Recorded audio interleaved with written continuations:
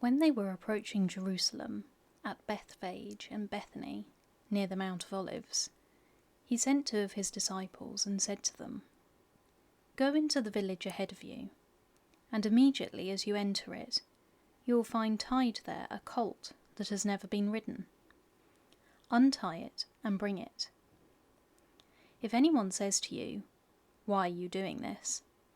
just say this, 'The Lord needs it, and will send it back here immediately.'" They went away and found a colt tied near a door, outside in the street. As they were untying it, some of the bystanders said to them, "What are you doing, untying the colt?" They told them what Jesus had said, and they allowed them to take it. Then they brought the colt to Jesus, and threw their cloaks on it, and he sat on it. Many people spread their cloaks on the road, and others spread leafy branches that they had cut in the fields. Then those who went ahead and those who followed were shouting, "Hosanna! Blessed is the one who comes in the name of the Lord. Blessed is the coming kingdom of our ancestor David. Hosanna in the highest heaven." Then he entered Jerusalem and went into the temple.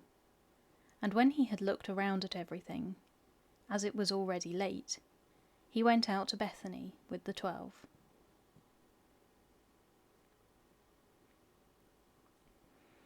On the following day, when they came from Bethany, he was hungry. Seeing in the distance a fig tree in leaf, he went to see whether perhaps he would find anything on it. When he came to it, he found nothing but leaves, for it was not the season for figs. He said to it, "May no one ever eat fruit from you again." And his disciples heard it.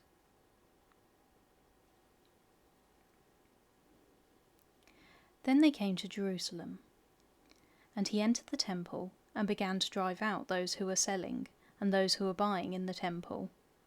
And he overturned the tables of the money changers and the seats of those who sold doves.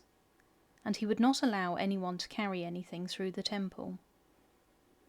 He was teaching and saying, "Is it not written, 'My house shall be called a house of prayer for all the nations'? But you have made it a den of robbers." And when the chief priests and the scribes heard it, they kept looking for a way to kill him, for they were afraid of him, because the whole crowd was spellbound by his teaching. And when evening came, Jesus and his disciples went out of the city.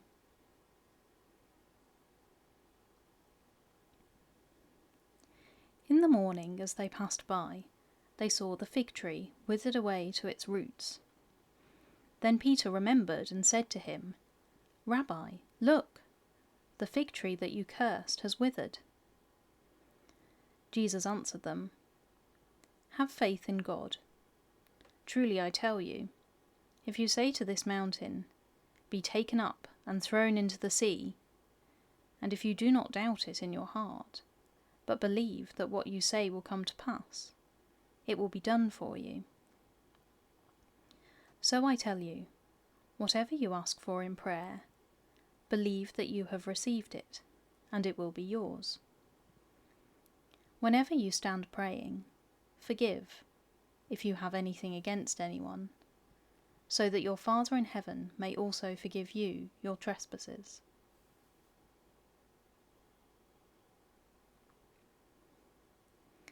Again they came to Jerusalem.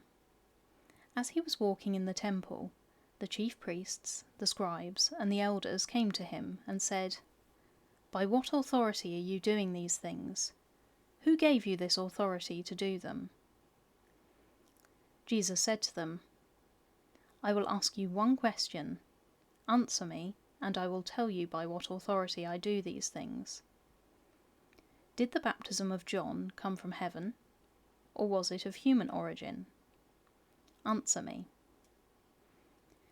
They argued with one another. "If we say from heaven, he will say, 'Why then did you not believe him?' But shall we say, 'of human origin'?" They were afraid of the crowd, for all regarded John as truly a prophet. So they answered Jesus, "We do not know."